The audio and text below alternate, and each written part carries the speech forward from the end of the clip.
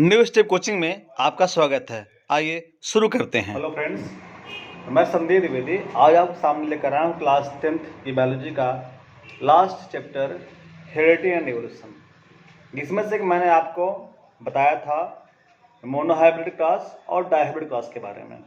ठीक है, तो आज जेनेटिक्स के जो कुछ टर्म है वो आपको हम बताएंगे और जो भी डिफिनेशन आज हम देंगे कि आपको प्रयास करेंगे कि आपको जो हम डिफिनेशन आज दें वो थोड़ा शॉर्ट रहे और बेटर रहे, आप उसको इजीली अंडरस्टैंड कर सकें।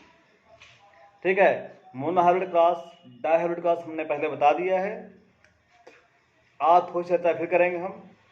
और आज प्रयास ये करेंगे कि हमारे द्वारा बताए गए मोनोहाइब्रिड क्रॉस डायहाइब्रिड क्रॉस का जो लीनियर डायग्राम है वो आप बना लेंगे ताकि इसे समझ सकें और फिर आप कंप्लीट करते जाएंगे। इस वीडियो के बनाने के बाद मैं आपको टीचमेंट के थ्रू मैं क्वेश्चन पेपर भेजूंगा जिसको आप सॉल्व करके हमें सेंड कर देंगे ताकि हम देख सकें कि आप कितना आ रहा है कितना नहीं आ रहा है। किसी भी डाउट के लिए आप हमसे कांटेक्ट कर सकते हैं, आपके पास आपको मैं नंबर ऑलरेडी भेजा हुआ है। ठीक है, और क्लास स्पेशली मेरे अपने स्कूल के बच्चे क्लास 6, 7 और 8 वाले जिनको मैंने काफ़ी कुछ चैप्टर पढ़ा दिया है, अगर 18 चैप्टर है तो मैंने 10 चैप्टर 9 चैप्टर पढ़ाया हुआ है और कुछ चैप्टर बाकी वगैरह हैं। इनमें मैं आपको उस चैप्टर पर टिक लगवा दूंगा कि ये चैप्टर मैं आपको पढ़ाऊंगा भी ऑनलाइन या ऑफलाइन दोनों तरीके से। और कुछ चैप्टर मैं आपको नहीं पढ़ाऊंगा। नहीं पढ़ाने का मतलब ये नहीं कि मैं बिल्कुल नहीं पढ़ाऊंगा, नहीं पढ़ाने का मतलब ये है कि आप उसके ऑब्जेक्टिव ट्रू फॉल्स फंडामेंटल से हम करा देंगे ताकि आपकी आगने वाली क्लास जो है अच्छे से कंटिन्यू हो सके। ठीक है, तो बहुत ज़्यादा परेशान जरूरत नहीं है। मैं वही चैप्टर छोड़ूंगा जो मुझे लगेगा कि इंपॉर्टेंट नहीं है या अगले चैप्टर अगले से ईयर में उसका कोई कनेक्शन नहीं रहेगा। ठीक है, बाकी अगर आपको आवश्यकता हो तो आप मुझसे अलग से चैप्टर पूछ सकते हैं और मैं आपको उसको अवश्य बताऊंगा।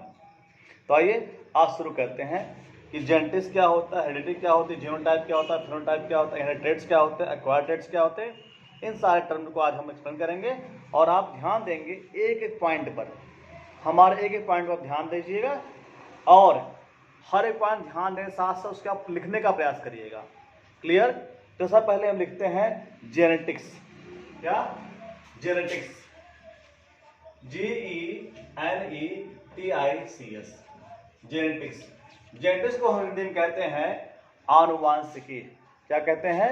आनुवांशिकी। दिख रहा होगा? चलिए देखते हैं हम, थोड़ा सा मुझे लग रहा है नहीं रहा कि आपको अच्छे दिख रहा होगा, तो हम प्रयास करेंगे अलग प्रकार के मार्कर का उपयोग करने का जिससे आप जो है अच्छे समझ सकें। ठीक है, the branch of science, the branch of science, या तो आप ब्रांच ऑफ साइंस लिख सकते हैं या ब्रांच ऑफ बायोलॉजी लिख सकते हैं, दोनों। The branch of science which studies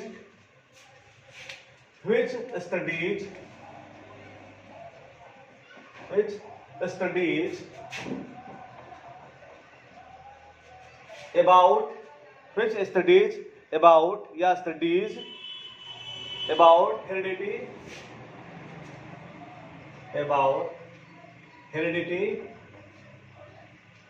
and इसके बारे में हेरिडिटी एंड वेरिएशन,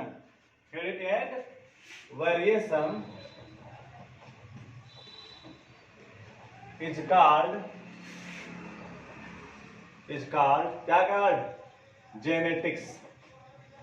मतलब विज्ञान अथवा जीव विज्ञान की वह शाखा जिसके अंतर्गत हम आनुवांशिकता का और वेरिएशन का, विभिन्नताओं का अध्ययन करते हैं, उसे हम जेनेटिक्स या आनुवांशिकी कहते हैं। क्लियर? नेक्स्ट आपका है हेरिडिटी। क्या होता है? व्हाट? हेरिडिटी। देखिए, हमने वीडियो बनाना कुछ दिन से शुरू किया है और हम जान रहे हैं कि हमारी राइटिंग अच्छी नहीं बन रही है व्हाइट बोर्ड पर, और हम प्रयास करेंगे थोड़ा अपनी स्पीड को कम कर सके और थोड़ा स्लो लिख सके ताकि आप तक वीडियो अच्छे से पहुंच सके। ठीक है, हेरिडिटी है the passing of traits,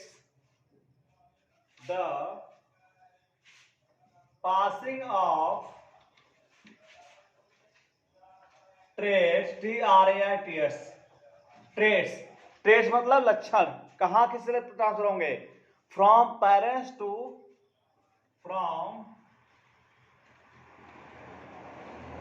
parents, RENTS, from parents to. अब टू में देखिए दो चीजें हैं, एक साइंटिफिक वर्ड आता है जिसे बोलते हैं ऑफस्प्रिंग, ठीक है, या फिर चाइल्ड भी कह सकते हैं, ठीक है। हम यहां लिखेंगे ऑफस्प्रिंग टू ऑफस्प्रिंग, मतलब चाइल्ड, उनके बच्चों में। इज कॉल्ड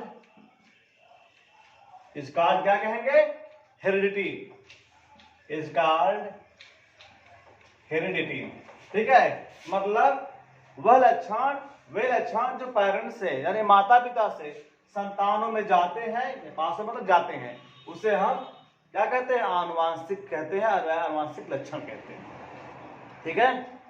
अगला है genotype. Next is what, next is genotype. Genotype क्या होता है, अगर आपने मेरा वीडियो देखा होगा तो आपको मालूम होगा, मेरी वीडियो में मैंने बताया था mono hybrid class, di hybrid class में कि जीनोटाइप क्या होता है और फिनोटाइप क्या होता है। हम आपको दोनों डिफिनेशन यहां पर दे देते हैं कि जीनोटाइप क्या होता है और फिनोटाइप क्या होता है, ठीक। लिखिए, the complete set of genes, the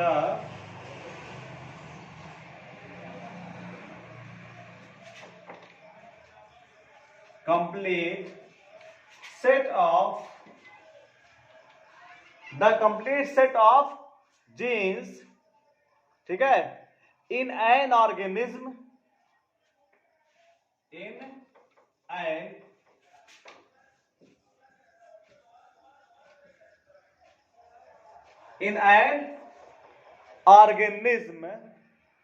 ठीक है, is called genotype,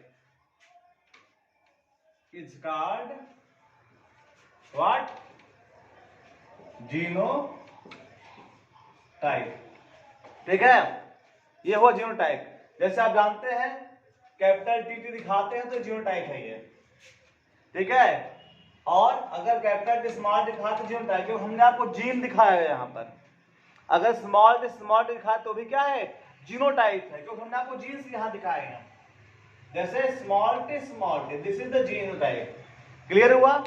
अब अगला है आपका फिनोटाइप। क्या अगला है, फिनोटाइप। तो वो भी देख लीजिए आप कि फिनोटाइप क्या होता है। देखिए, आपको जो हम डिफिनेशन लिखवा रहे हैं, ये डिफिनेशन आप लिखते जाएंगे, और अगर आप डिफिनेशन लिखते जाएंगे तो आपको जो मैंने पढ़ाया हुआ है या आगे की जो वीडियो मैं आपको बताऊंगा वो आपको बहुत अच्छे समझ में आएगा। इसलिए आप प्रयास करिएगा कि हर एक चीज को आप क्लियर देखते रहें, नोट करते रहें, और जो भी कमियां दिखाई दें इस वीडियो में या हमारे पढ़ाने में या हमारे बोलने में, तो उसे आप मुझे बताने का प्रयास, ताकि हम अपनी कमियों को सुधार सकें, ठीक है।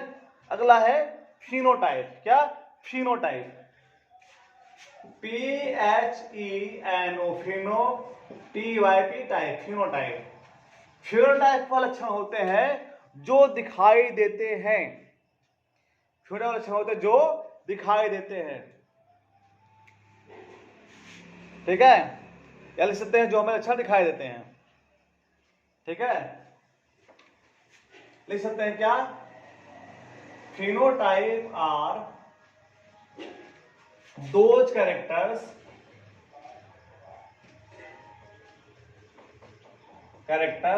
which, मतलब फिनोटाइप वाले कैरेक्टर होते हैं जो क्या कहते हैं, हमें दिखाई देते हैं। which क्या कहते हैं, जो हमें दिखाई देते हैं, which are seen। ध्यान दीजिएगा, they may be inherited or not, they may be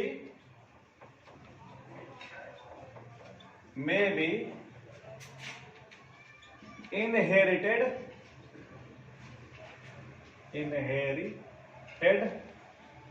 or not। दोनों कंडीशन हो सकती है, ए इनहेरिटेड हो भी सकते हैं और नहीं भी। देखिए यहां पर मैंने वर्ड जो लिखा है दे मे बी और नॉट क्यों लिखा है, जैसे आप क्या है इनहेरिटेड, मतलब इससे क्या है, कोई बच्चा है पैदा हुआ, उसका माने हाथ कट गया, तो हाथ कटे लक्षण दिखाई देगा नहीं, सॉरी दिखाई देगा लक्षण कि हाथ कटा हुआ, तो फिनोटाइप आप देख रहे हो वो बच्चा जो है आपका एक हाथ से नहीं है, ठीक। लेकिन जो उसके बच्चे होंगे उनमें हाथ आएंगे, दोनों हाथों में आएंगे। तो क्या है, ये फिनोटाइप दिखाई दे रहा है लक्षण, लेकिन ट्रांसफर नहीं हो रहा है, ठीक। लेकिन अगर जेनेटिकली बच्चा जो है, बच्चा जेनेटिक रूप से अगर डिसेबल है, किसी गुणसूत्र में बदलाव का उसके हाथ का डेवलपमेंट नहीं हुआ है और वह गुणसूत्र अगर आगे जाएगा तो वह संतान में भी वह अंग का फॉर्मेशन नहीं होगा। इसी मैंने लिखवाया है यहाँ पर, क्या, दे मे बी इनहेरिटेड और नॉट, ये ट्रांसफर हो भी सकते हैं और नहीं भी, दोनों चीजें हैं, ठीक है। क्लियर हुआ। ट्रेस दो प्रकार के होते हैं, ट्रेस मतलब लक्षण दो प्रकार के होते हैं, एक होते हैं एक्वायर्ड और एक होते हैं इनहेरिटेड। एक्वायर्ड कौन से होते हैं? Acquired character are those character which we acquire after birth, we get. Acquired character are those we get after the birth, जन्म के बाद जो लक्षण प्राप्त करते हैं उसे हम बोलते हैं एक्वायर्ड ट्रेट्स, ठीक है। हिंदी में कहते हैं उपार्जित लक्षण।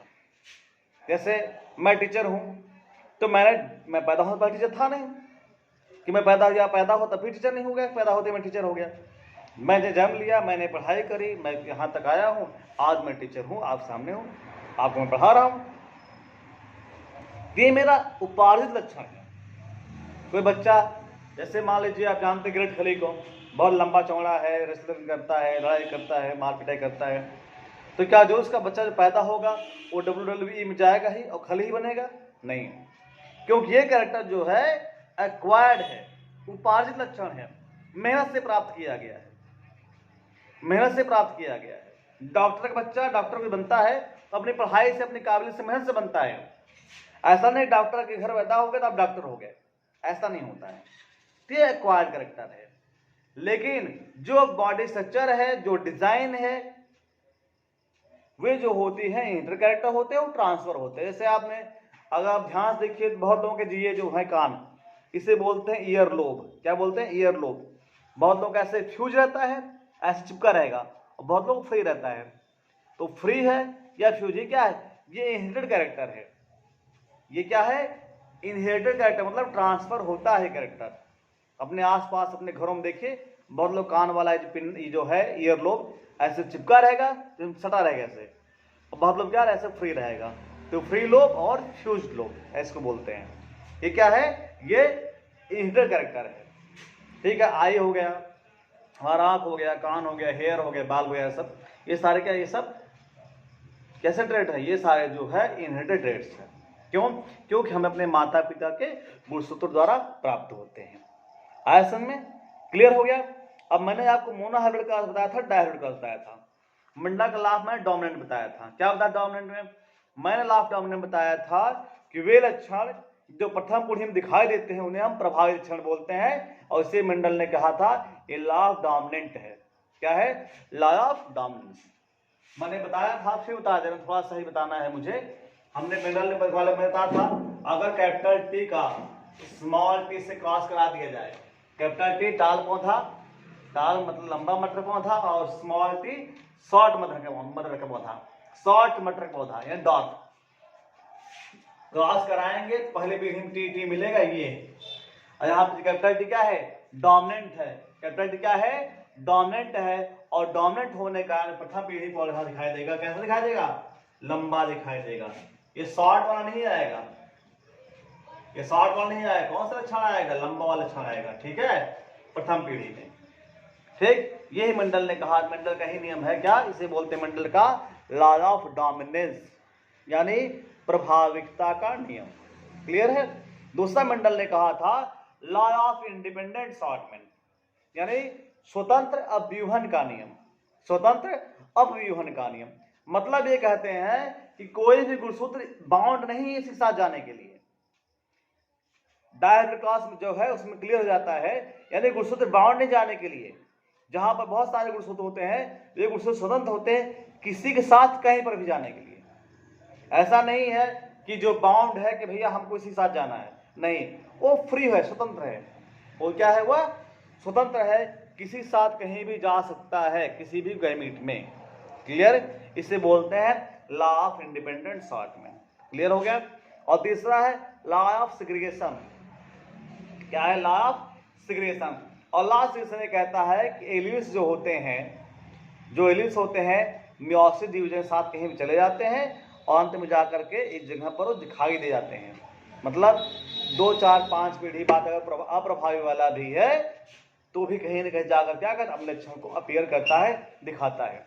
ठीक है, इसे बोलते हैं हम लॉ ऑफ सेग्रीगेशन। क्या कहते हैं? इसे बोलते हैं लॉ ऑफ सेग्रीगेशन। यानी मैंने बताया लॉ ऑफ डोमिनेंस बताया, प्रभाविता का नियम बताया। दूसरा मैंने बताया लॉ ऑफ इंडिपेंडेंट सॉर्टमेंट, स्वतंत्र व्यूहन का नियम। और तीसरा मैंने बताया लॉ ऑफ सेग्रीगेशन। ठीक है, ये चीजें हैं। क्लियर हुआ? अब जो आगे बताना है वो मुझे बताना है सेक्स डिटर्मिनेशन। क्या बताना है? Sex determination. क्लियर है? तो सेक्स डिटर्मिनेशन जो है आपका वो सेक्स डिटर्मिनेशन जो है वो आपको हम अगले वीडियो में बताएंगे, क्योंकि मैंने देखा है हमारी आवाज़ अभी बहुत क्लियर नहीं आ रही है। धीरे धीरे करके हम प्रयास करेंगे कि हम वीडियो अच्छा बना सके और आवाज़ हमारी थोड़ी सी और क्लैरिटी आ सके। जो भी कमेंट्स हो आप में बताते रहिए और वीडियो देखने के लिए धन्यवाद।